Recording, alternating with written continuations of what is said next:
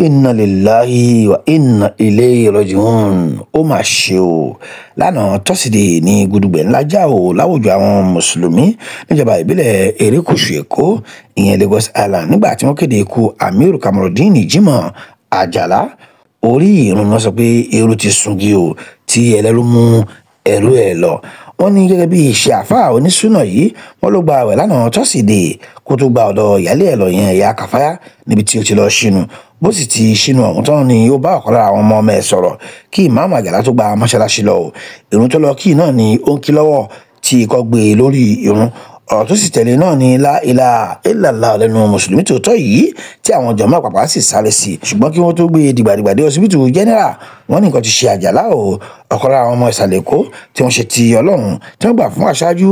ẹ̀dá tí ń jẹ́ Muhammadu lára àwọn mùsùlùmí tí mọ́nì ẹ̀dọ́ dára ni ọkùnrin àáfàá ọmọ Èkó yìí ń ṣe. Nínú oṣù kẹjọ ọdún tó kọjá ni wọ́n sọ pé àáfàá yìí pàdánù ọmọ ẹ̀ obìnrin Alájà Kàfáyàtù ìyàwó Saheed Shittu lásìkò tí yẹn fẹ́ ṣe pàṣípàrọ̀ ẹ̀rọ amúnáwá lára ògiri. Lára àwọn àáfàá tí wọ́n fi Amiru Kamorudeen Jimoh Ajala ṣe àwòkọ́ṣe ní tẹlifíṣàn tí bá sọ̀rọ̀ lórí bí ó ti ṣe jáde láì gan ìròyìn tí ọkùnrin náà ń ṣe àti bí wọ́n ti pa òkú ẹ̀ mọ́ sílùú Ọ̀fàlà ìjọba ìbílẹ̀ Ọbáfẹ́mi Owódé ní ìpínlẹ̀ Ògùn. Ẹ máa bá wa ká lọ. Kọ́mi ní Abdulhakeem Muhammad Salih. Sheikh Amiru Ajala. tí Ọlọ́run sọ̀rọ̀ ní àná irú àfa oníwọ̀n irú èèyàn oníwọ̀n nígbà ayé wọn. Alhamdulilayi Rabbil Alamin. Gẹ́gẹ́ bí àfa wa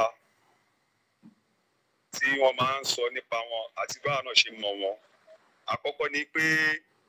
ní gbogbo island wa ní gbogbo Lagos Island wa Amiru Ajala ni ẹni àkọ́kọ́ tí ó ṣe pé wọ́n kọ́kọ́ gbé spíkà tí àwọn oníjésù máa ń gbé yẹn tó máa gbé sí kọ́pá yẹn tó máa ṣe wáàsì. Amiru Ajala ni wọ́n kọ́kọ́ dá sílẹ̀. So wọ́n dẹ̀ fojú inú ẹ̀sìn ní ọ̀pọ̀lọpọ̀ tó ṣe pé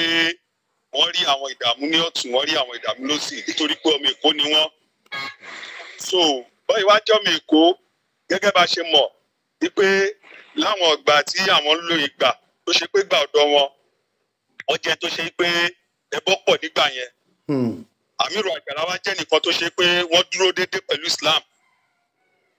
Ó dẹ̀ ní pé àdàbíyà ni wọ́n. Àfáà wa wọ́n jẹ́ ó yé wọn pé àwọn náà jáná sí fún wọn ní àfáà ọ̀sà Kídírù Àríkéóyọ̀ Barrister Kídírù Àríkéóyọ̀ àwọn náà jẹ́ nínú àwọn ajáná sí wọn. So àwọn ni àkọ́kọ́ fẹ́ rí pé nígbà tí upgrade tún máa wáyé nípa káṣíwáàsì ìpè kó jẹ́ tó ní spíkà àwọn náà ni àkọ́kọ́ mọ̀ ìpè kó gbé spíkà lẹ̀ máa ṣe lecture tọ́dẹ̀ máa ṣe lecture àti máa dá wákà nípa pé ẹ fẹ́ bọ́ sílẹ̀ ìpè ẹbọ ò dáa ẹ gbọ́dọ̀ gbé ẹbọ lọ pàdé Ọlọ́run. So wọ́n bá yẹn bọ̀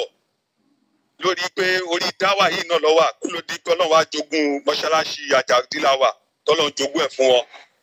Sóye ó ní pé wọ́n wá tún wá ní ìkàkùn lórí bùkátà ọmọ ìyá wa mùsùlùmí tí kankan bá dìde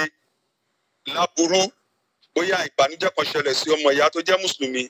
wọ́n máa ń dìde láti lọ bá wọn ṣe ipa wo làwọn náà fẹ́ kó ní ibi bẹ̀. So látàrí ẹ̀ ó jẹ́ kọ́pọ̀lọpọ̀ èèyàn nífẹ̀ẹ́ wọn. Sóye kò wá sí ẹnìkan láìláńdì tó máa ní pé ibi bíi ni bàbá ikú sí Ọlọ́run nìkan ló pé o àmọ́ kò sí ẹnìkan láìláńdì wa táwa yẹn tó máa ní bàbá yìí ibìkan ló kù sí. Kódà táwọn alákatá kìtìẹ̀sì táwọn náà bá gbé wá sóye bàbá yìí máa ń dúró déédéé wọ́n máa ń dúró déédéé àdẹ rí pé Amiru Ajala o ibi báyìí lọ́wọ́ kù sí pé bóyá nípa aspect pé ká fi àmọ́ náà tán wọn pé wọ́n kó sí wọn lọ́dọ̀ ti pé àbá ẹ̀wà wá jàǹbá. So níbi tẹ̀sí náà sóye wọ́n tún wá láwọn tó ṣe pé torí pé mímọ̀ kò pin síbì kan wọ́n tún wá láwọn tó ṣe pé wọ́n tún wá ní ìmọ̀ náà jù wọ́n lọ wọ́n wá kó gbogbo wọn mọ́ra. Wọ́n wá kó wọn mọ́ra àjọṣejọ ń wáyé tó dẹ̀ ṣe pé wọ́n foníkálukú sí ipò kọ̀ọ̀kan tó tọ́ sí tó ṣe pé ipò tó dẹ̀ foníkálukú sí kò sí èdè àìyedè wọn kì í ta gbangba síwájú pé tí wọn bá ti mọ̀ tó bá ṣe pé wọ́n jù lọ tó bá ṣe pé nǹkan yẹn ti jù wọ́n lọ wọ́n á gbé fẹ́ni tó ṣe pé ààyè ẹni Ọlọ́run ló tó ẹ̀ sí ipò bẹ́ẹ̀. Amiru Ajala dẹ̀ tún jẹ́ nìkan tí wọn kì í ríra wọn rárá tó ṣe pé tẹ bá bẹ́kún lọ bá wọn nípa ọ̀rọ̀ ẹ̀sìn àbí nípa àlámọ̀rí ayé wọ́n á gbìyànjú tó hàn bá ní níkápá wọn àwọn tó ṣe pé wọ́n ní tó dẹ̀ ṣe pé àwọn mọ̀ wọ́n á gbìyànjú láti ṣe kíni láti mú wọn súnmọ́ àwọn ẹni yẹn tó ṣe pé gbogbo ẹ máa rọwọ́ ní ìrọwọ́ ìrọsẹ̀. So Amiru Ajala dẹ̀ jẹ́ nìkan tó ṣe pé wọ́n jẹ́ ẹ tó ṣe pé oníwà pẹ̀lẹ́ ni wọ́n oníwà pẹ̀lẹ́ téèyàn bá sọ̀rọ̀ tí ò ṣe sí wọn kì í wá ń kọ́ máa wá lọ ṣe pé káwọn náà máa wá bá wọn sọ̀rọ̀ káyé àwọn èèyàn tí ò tó wọn àbá àwọn èèyàn tó tó àbí tó jù wọn lọ kọ́ máa dá wọn sọ pé Amiru ó tó ẹ ṣe sùúrù Ọlọ́run ní pé ká rí nípa wọn rí. pẹ̀lú gbogbo kọ́ọ̀lì wa kàkàlẹ̀ yìí pẹ̀lú gbogbo kọ́ọ̀lì dáadáa yìí kí ni àwùjọ mùsùlùmí máa ń mí sípa ẹni tó lọ yìí. nípa ẹni tó lọ yìí ní àkọ́kọ́ níta máa kọ́kọ́ miss nítorí pé àwọn ọ̀pọ̀lọpọ̀ mùsùlùmí tí ò rí ilé sùn bẹ́ẹ̀ ní challenges lé Amiru Ajala máa accommodate wọn sí mọ́ṣáláṣí yẹn wọ́n ṣe tribalism wípé tẹ̀blíkì ni wọ́n alisuna ni wọ́n sálàfí ni wọ́n onítẹ̀sùbá ni wọ́n ṣe tribalism bẹ́ẹ̀ ṣe wọ́n dẹ̀ jẹ́ nǹkan tó yẹ pé tí kódà lóbìnrin tó yá pé wọ́n ṣàfẹ́kù ọkọ wọn bóyá látàrí pé bóyá ìjà wáyé àbí látàrí pé bóyá ọkọ kú Amiru Ajala wọn accommodate wọn pé wọn lè fi wọn sáyè tó yẹ pé wọn máa sùn sí tó yẹ pé obìnrin á wà láyé obìnrin ọkùnrin tó bá ní challenge náà ọkùnrin náà wà ní àyè ọkùnrin tó dẹ̀ ṣe pé gbogbo ẹ lọ smoothly pé kéèyàn wá débẹ̀ pé kó wá ní òun ò rí lẹ́sùn ni Amiru Ajala nígbà nítorí pé ìwọ ò tí ń ṣe alisuna ọ kì í ṣe bẹ́ẹ̀ wọ́n jẹ́ nìkan tó ṣe pé èèyàn dáadáa gidi ni wọ́n àkọ́kọ́ ni pé níbi aspect yẹn a máa mísì wọn nípa pé bí wọ́n ṣe wà kí tí wọ́n bá wa tún ṣe láwùjọ ó pọ̀ tí èdè àìyedè àbí ìjà bá wáyé bóyá láàrin àwọn mùsùlùmí pé lápẹẹrẹ torí pé yẹn ò ní ṣe kó má wáyé pé bóyá gbọ́mi sí omi ò tó tí pé àgbọ́ra wáyé nípa àlámọ̀ yẹ̀sìn wọ́n lọ bọ́tùn wọ́n lọ bósì wọ́n á dẹ̀ sẹ́tù kínní yẹn amicably tó dẹ̀ ṣe pé oníkálukú á lọ ní ìrọwọ́rọsẹ̀ tó ṣe pé kò ní sí wàhálà so àwọn ọ̀dẹ́ ń fojú kéré ẹnìkan Amiru Ajala ó jẹ́ nìkan tó ṣe pé wọn kì í fojú kéré anybody tí wọ́n bá rí ọmọdé ni àgbà ni troy láspẹ̀t yẹn náà a máa mísì wọn nípa pé èèyàn wá jẹ́ olórí tó ṣe pé ó ṣe é tọ́ka dáadáa aspect yẹn a máa mísì wọn nítorí pé ọ̀pọ̀lọpọ̀ ni ó mísì wọn nítorí pé bíi 3 months ago àbí ká ní kó ń lọ bí 4 months tọ́lọ̀ ń mú ọmọ wọn sí ọ̀dọ̀ ní ọmọ wọn obìnrin àwọn náà lọ kírun sí ọmọ wọn yẹn lára pé àwòkọ́ṣe dáadáa náà ní pé èèyàn ò jẹ́ nǹkan kan o ní pé kì í ṣe pé èèyàn kọ́mọ yẹn wá kú ó wá di pé ẹrú ẹni yẹn ṣòfò wọ́n ní ìmánì bẹ́ẹ̀ àwọn náà lọ kírun sí nǹkan wọn lára ṣòye wọ́n jẹ́ tó ṣe pé a rí bí àpẹẹrẹ ìgbàgbọ́ lára wọn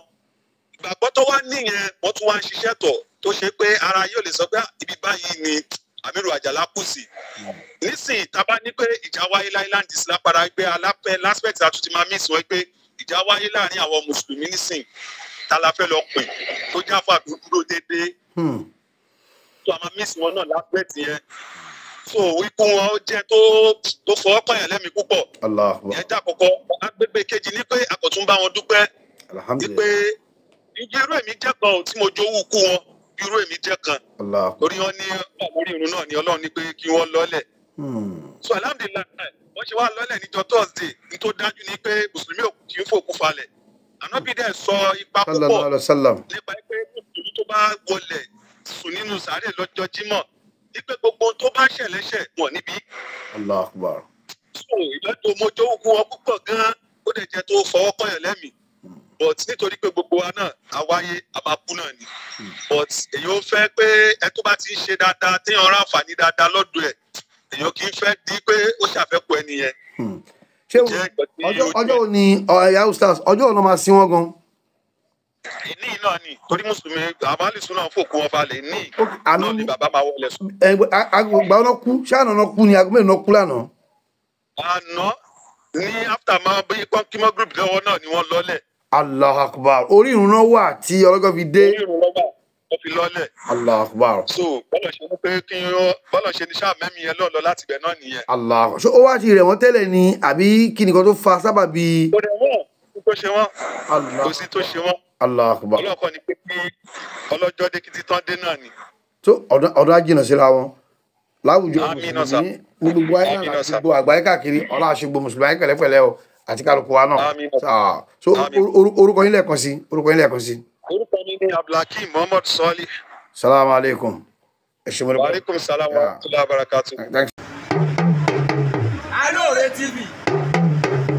Alore TV nílé ní lóko ni ẹ máa wò ó ètò tó kọ́ni lọ́gbọ́n ètò tó kọ́ni lóye ní gbogbo àgbáyé ẹ máa wò ó Alore ẹ máa wò ó ẹ máa wò ó Alore ẹ máa wò ó lórí lágbá ó kọ́ni lóye ẹ máa wò ó ẹ máa wò ó ọmọdé ẹ máa wò